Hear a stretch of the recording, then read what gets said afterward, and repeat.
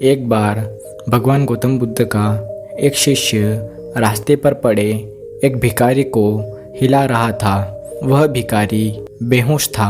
आसपास कई लोग इकट्ठा हो गए। जब भिखारी को थोड़ा होश आया तो गौतम बुद्ध के शिष्य ने भिखारी से कहा, यहाँ पड़े पड़े जीवन खत्म हो जाएगा, ऐसे ही मर जाओगे। अंत समय में कम से कम कुछ अच्छी बातें सुन लो, उपदेश प्राप्त कर लो।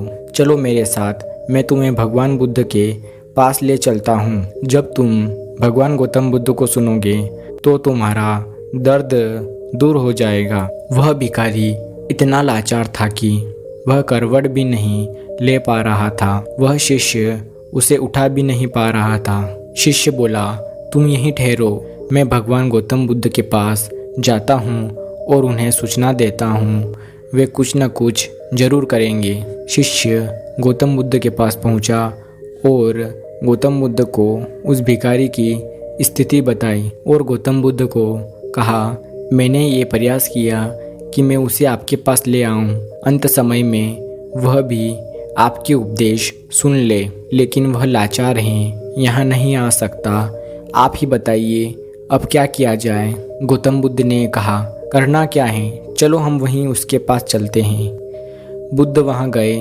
आसपास कई लोग इकट्ठा हो गए थे। सभी ने सोचा कि गौतम बुद्ध उपदेश देंगे तो हम भी सुन लेंगे। भगवान गौतम बुद्ध ने कहा, ठहरो, सबसे पहले कुछ भोजन की व्यवस्था करो और इसे खाने के लिए दो। भोजन की व्यवस्था की गई और जैसे ही खाना उस भिखारी के पेट में गया, वह गहरी नींद में सो गया।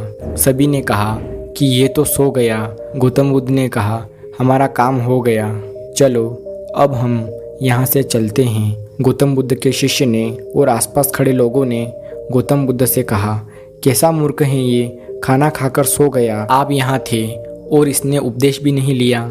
गौतम बुद्ध ने कहा, ठीक है, कोई बात नहीं, ये कई दिनों से भूखा प्यासा था, ये भूख से ही मर रहा था। इसके लिए सबसे बड़ा उपदेश यही है कि सबसे पहले पेट भरा जाए। अगर कोई व्यक्ति भूखा है तो वह धर्म का मर्म नहीं समझेगा।